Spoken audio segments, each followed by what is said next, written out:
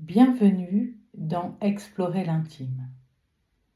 Je suis Béatrice de Fromont et aujourd'hui j'aimerais vous proposer une rencontre, non pas avec quelqu'un d'autre, mais avec cette partie de vous qui sait souvent bien avant que votre tête ce qui est juste.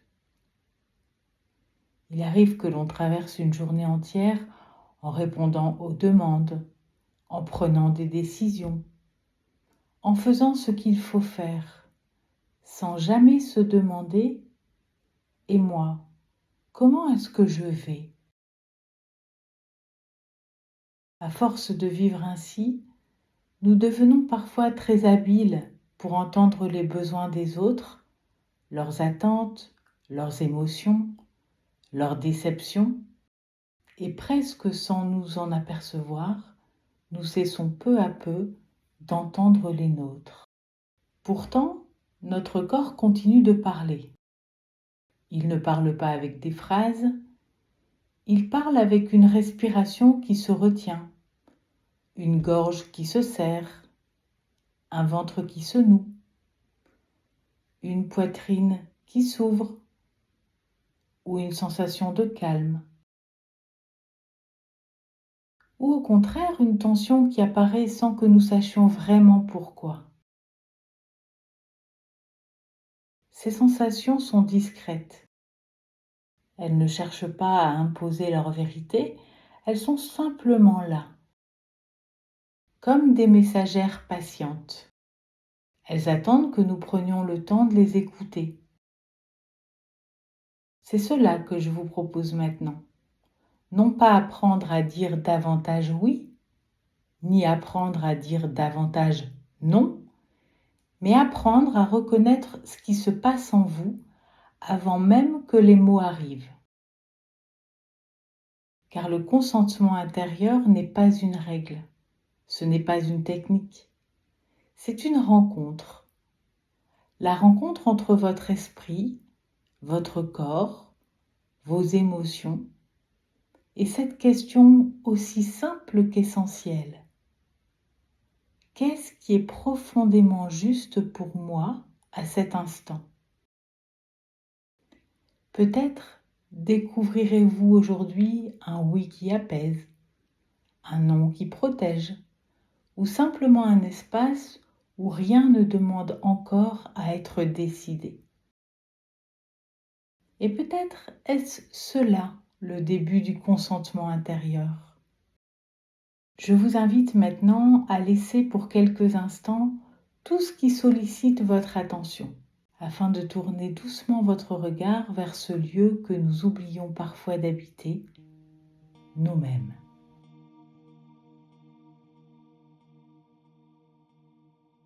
Depuis tout à l'heure, je vous invite à écouter votre corps. Et peut-être qu'une partie de vous se demande comment fait-on au juste pour écouter son corps ?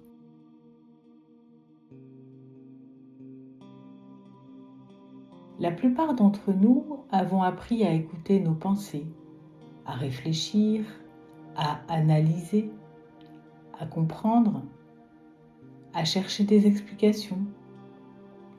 C'est précieux, mais le corps, lui, parle une autre langue.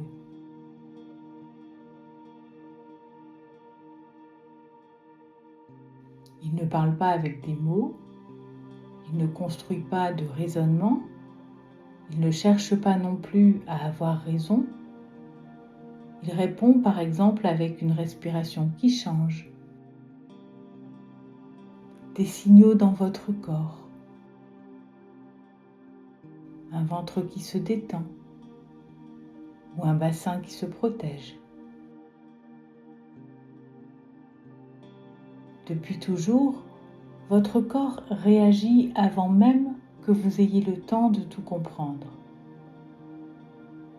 Il reconnaît ce qui le rassure, ce qui l'inquiète, ce qui lui donne envie d'avancer ou ce qui lui donne envie de ralentir.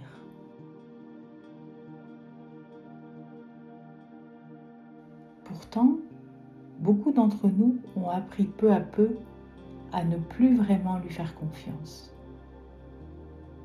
Nous avons parfois entendu tu exagères, ce n'est rien, passe à autre chose, ne sois pas si sensible.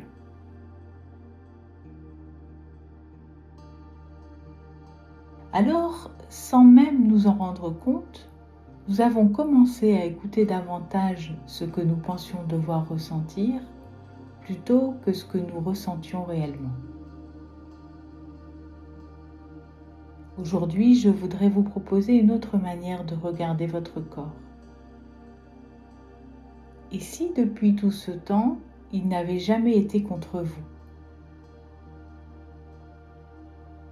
Et s'il cherchait simplement à vous informer, à vous protéger, à vous guider du mieux qu'il peut avec les ressources qui sont les siennes?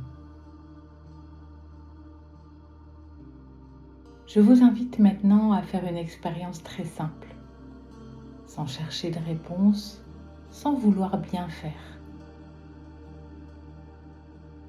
Juste pour faire connaissance avec cette langue que parle votre corps. Portez doucement votre attention vers votre respiration, non pour la modifier, mais pour remarquer qu'elle est déjà là. Puis laissez votre regard intérieur parcourir tranquillement votre corps, comme on entre dans une pièce inconnue, avec curiosité, sans rien attendre. Et peut-être remarquez-vous une zone plus présente qu'une autre. Une sensation de chaleur, de fraîcheur, de légèreté, de densité. Peut-être presque rien. Et cela est aussi une réponse. Il n'existe pas de bonne manière de ressentir. Il n'existe pas non plus de sensation idéale. Il existe seulement votre manière à vous, celle d'aujourd'hui, celle de cet instant.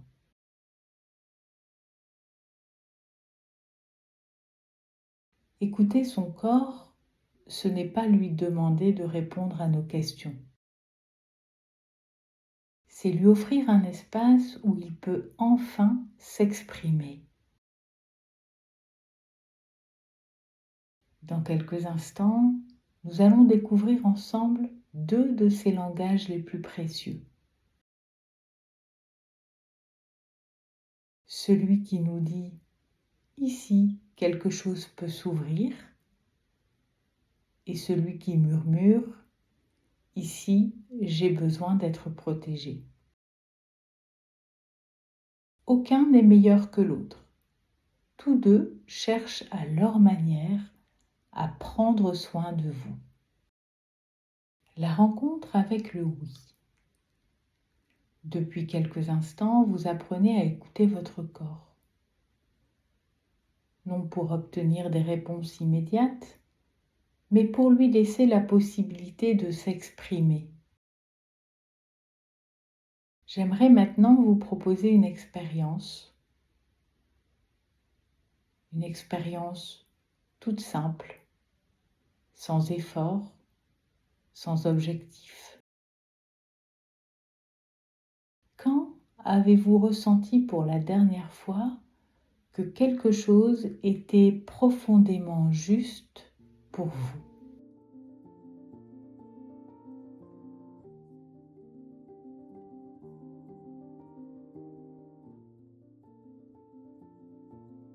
Pas nécessairement un grand moment de vie. Il peut s'agir d'un instant très ordinaire, une conversation, une promenade, une décision, un regard, un silence partagé. ou peut-être un moment où vous étiez simplement avec vous-même.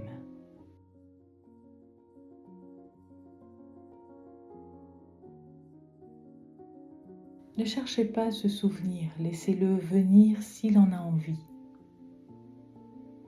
Et s'il ne vient pas, ce n'est pas grave. Votre corps connaît déjà ce mouvement.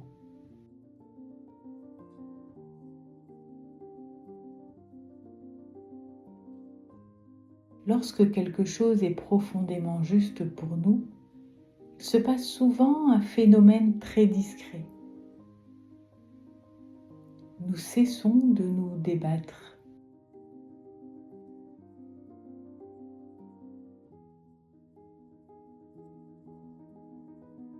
Nous n'avons plus besoin de nous convaincre, plus besoin de négocier avec nous-mêmes, plus besoin de pousser une porte qui résiste. Alors quelque chose à l'intérieur se dépose.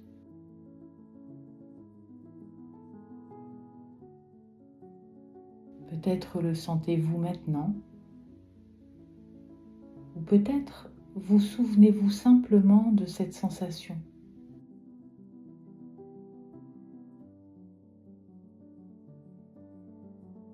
Elle n'est pas forcément intense, elle est souvent paisible.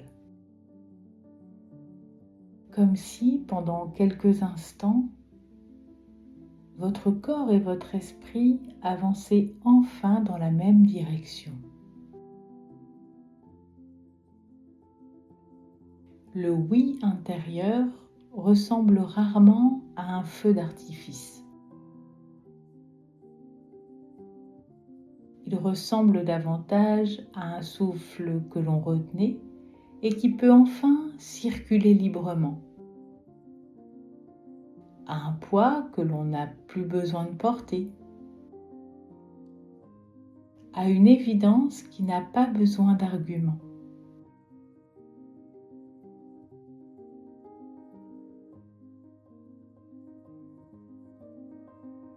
Peut-être découvrirez-vous que votre oui prend une forme bien différente. C'est possible.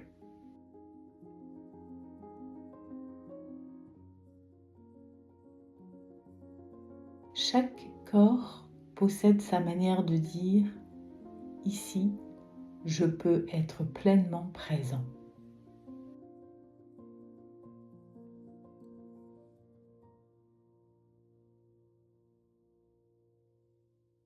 Le oui intérieur ne cherche pas à faire plaisir. Il ne cherche pas non plus à répondre à une attente. Il cherche simplement à rester fidèle à ce qui est vivant en vous. Prenez encore quelques instants. Pas pour retenir cette sensation, mais pour laisser votre corps la reconnaître. Car plus vous apprendrez à écouter ce langage discret, plus il vous deviendra familier.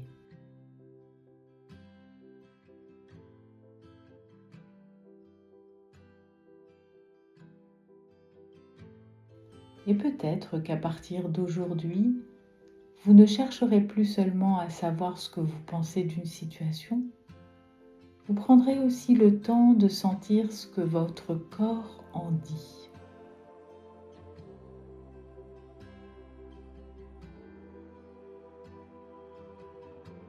Il peut arriver que notre premier oui ne soit pas une décision, mais une sensation.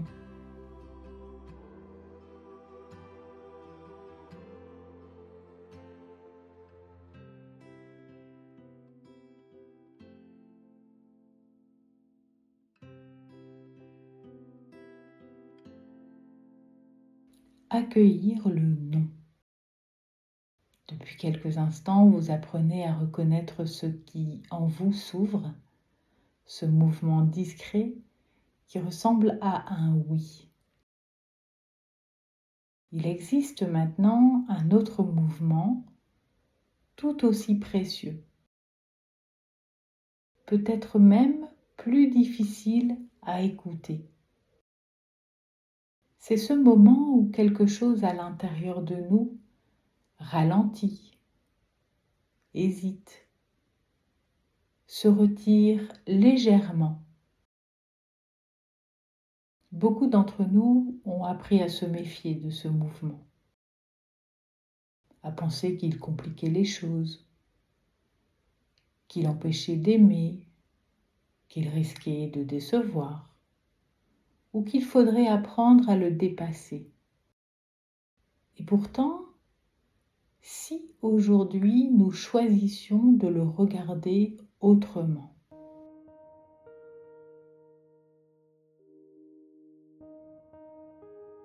je vous invite à repenser à une situation où vous avez accepté quelque chose alors qu'une petite partie de vous murmurait déjà « je ne suis pas sûre » ou peut-être « pas comme ça », « pas maintenant ». N'analysez pas cette situation. Revenez simplement à cette sensation.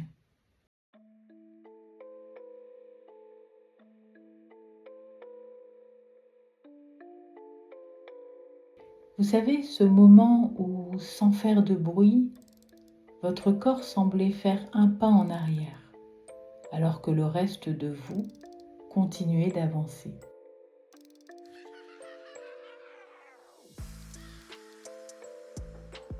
Peut-être connaissez-vous cette sensation. Elle n'a pas toujours de mots. Elle ressemble parfois à quelque chose qui resserre légèrement, à un souffle qui hésite, à une présence qui devient plus prudente.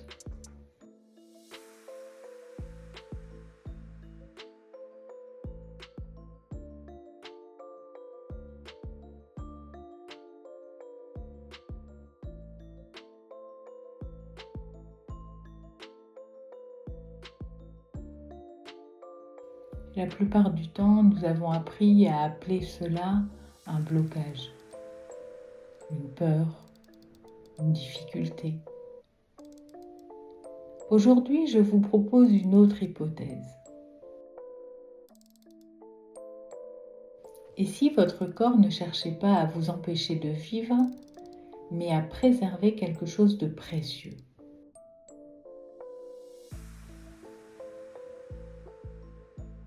Par exemple, lorsqu'un enfant a peur, nous ne lui demandons pas de courir plus vite. Nous cherchons d'abord à comprendre ce qui l'effraie. Peut-être votre corps attend-il la même chose de vous. Non pas que vous le poussiez, mais que vous l'écoutiez.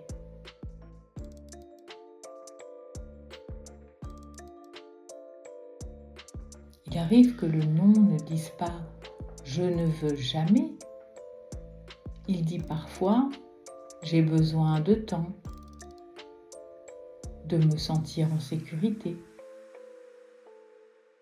j'ai besoin de comprendre, j'ai besoin que mon rythme soit respecté ». Le non n'est pas toujours contre la relation. Bien souvent, il cherche au contraire à préserver les conditions dans lesquelles la relation pourra rester vivante. Alors, si vous découvrez aujourd'hui qu'une partie de vous dit souvent non, je vous invite à ne pas lui en vouloir. Cette partie de vous a peut-être appris un jour que c'était la meilleure manière de vous protéger. Et tout ce qui nous a protégés mérite d'abord d'être compris avant de chercher à être transformé. Écoutez encore quelques instants ce non, sans chercher à le faire disparaître, sans chercher à le convaincre. Peut-être uniquement lui faire sentir que cette fois-ci, vous êtes enfin en train de l'écouter.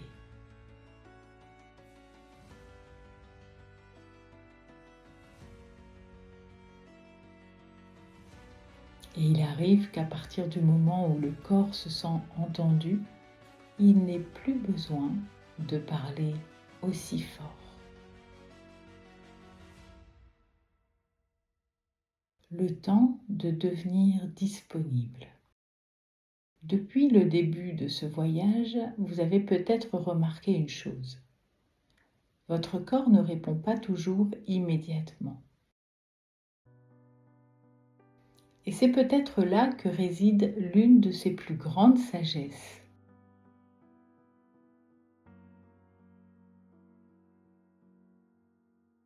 Nous vivons dans un monde qui nous demande souvent de répondre vite, de savoir, de choisir, de décider, comme si toute hésitation était une faiblesse. Pourtant, le corps ne connaît pas cette précipitation. Il avance à son rythme, il observe, il ressent, il compare avec ce qu'il a déjà vécu. Puis peu à peu, une réponse commence à émerger. Il arrive même que pendant quelques instants, la réponse soit simplement ⁇ Je ne sais pas encore ⁇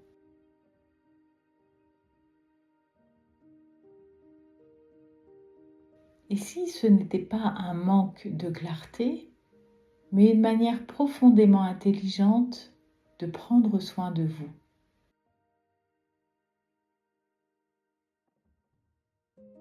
Peut-être que votre corps a simplement besoin d'un peu plus de temps, d'un peu plus de sécurité, d'un peu plus de confiance avant de pouvoir s'ouvrir pleinement.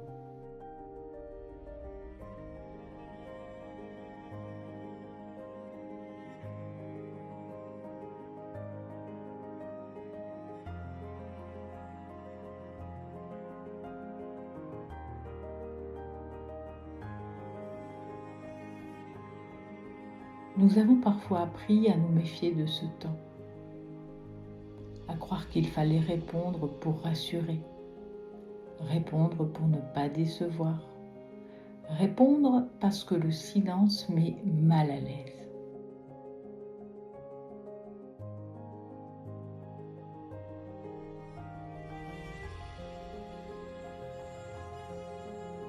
Aujourd'hui, je vous propose une autre possibilité. Vous autorisez à attendre. Non pas attendre par peur, mais attendre par respect.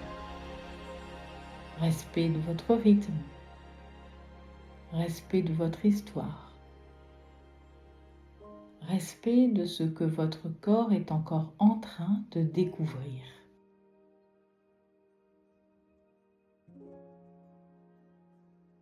Le consentement intérieur ne vous demande pas de répondre rapidement. Il vous demande simplement de ne pas répondre avant vous-même.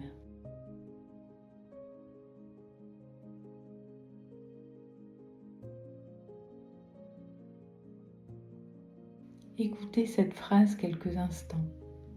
Laissez-la trouver sa place. Peut-être découvrirez-vous qu'il existe une immense différence entre faire attendre quelqu'un et se donner le temps de devenir disponible. Car la disponibilité ne se décide pas. Elle se construit, elle se ressent, elle se rencontre. Et lorsque cette disponibilité est là, le oui devient plus libre. Le non devient plus paisible. Et il n'est plus nécessaire de lutter contre l'un ou contre l'autre. Vous pouvez simplement leur faire confiance parce qu'ils ne cherchent pas à vous compliquer la vie. Ils cherchent chacun, à leur manière, à vous garder en lien avec vous-même.